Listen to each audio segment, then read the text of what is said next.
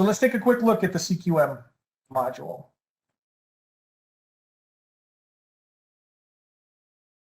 The CQM module is installed and it lays on top of your amazing charts.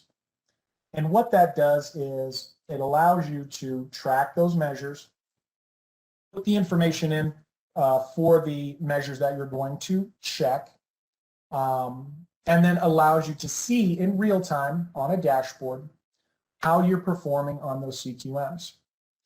You can check this dashboard as many times of the day as you want, as many times of the week as you want. We always recommend that you check it at least twice a week so that you can see how you're doing, because that's going to give you the best opportunity, again, to make sure you're staying on top of those measures. Now, our assistance also allows for our experts to log in and take a look at your system, audit that, and also go over some of the other components of your MIPS that you're tracking as well, the promoting interoperability and the improvement activities. I'm going to open this up. Basically what I've done is I have my test database here, and the population health platform, it has several different components that you can activate, but obviously we're looking at clinical quality measures here directly. Now, this is my test database, so obviously with other, with your live data, you're going to have more of your numbers are going to be filled in here. But if we look at our CQM that we want to track, okay, and we can see that there's a lot of different ways to filter how we want to look at this data. We can look at the reporting period. So maybe we want to, you know, maybe we're getting audited and you want to look at 2019, you can certainly do that. If you have different tax IDs in your practice, maybe for different providers who are 1099 or are working independently, you can separate by that. Gender, race, provider NPI, age of the patient, ethnicity, also specialty or payer. Payer is important because, again, if you have those private payers that are going to give you incentives or increase your reimbursement, excuse me, increase your reimbursement, then you can choose which payers you want to filter by as well.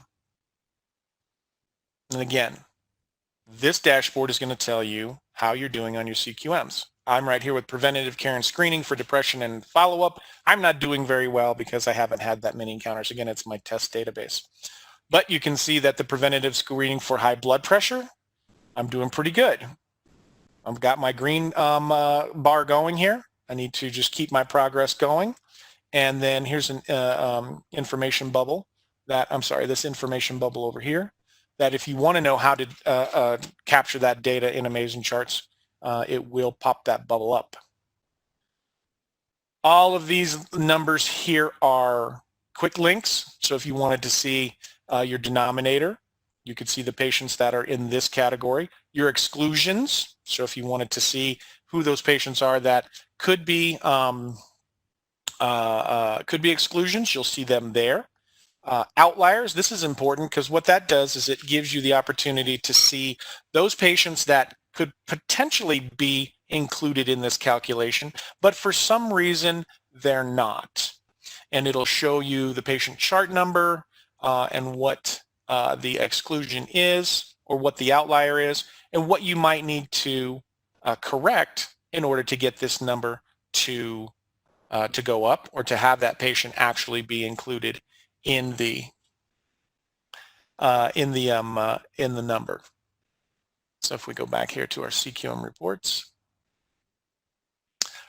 and you can do that for all of your CQMs. And you saw here, this is going to generate the list again. You saw there as I scrolled down, you could see all of those measures that I can choose from, and you can customize this dashboard to your own practice, so you only see the CQMs that you want to report on. You see the ones at the top that are the most important to you, and that way you can see them quickly and efficiently.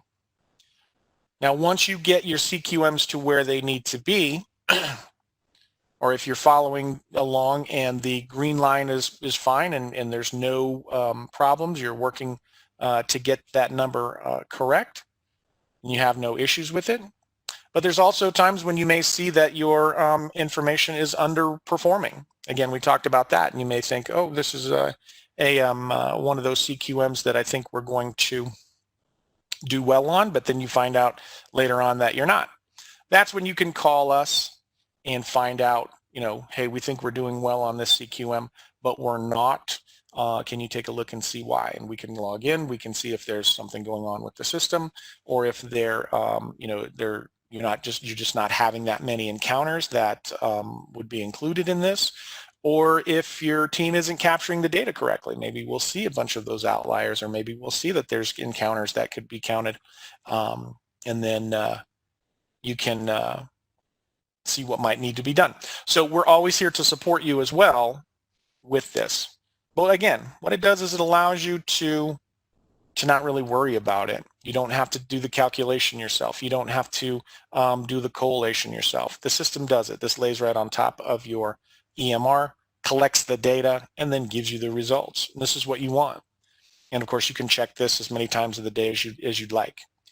When it's time to go, meaning it's time to report, you tracked your CQMs, you know that everything's in the green, you know that you're good to go, you can export and generate the Qrda report.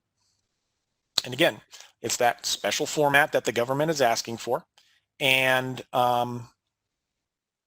allows you to generate the report, put it on your desktop, or put it in a file on your network.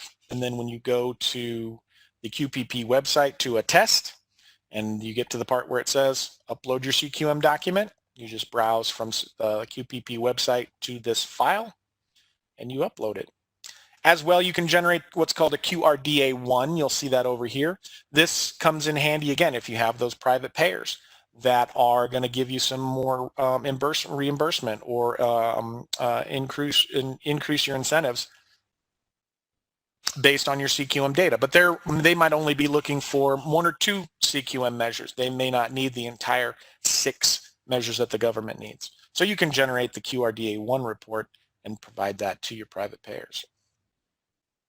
And so again, the tool gives you a lot of flexibility. And again, the main things are the efficiency and the accuracy that the tool gives you in order. So again, you don't have to be doing this by hand. You don't have to worry if you're not capturing correctly. If you got the green line, you're doing good. If it's not green, or if there's nothing there, you need to talk to us or find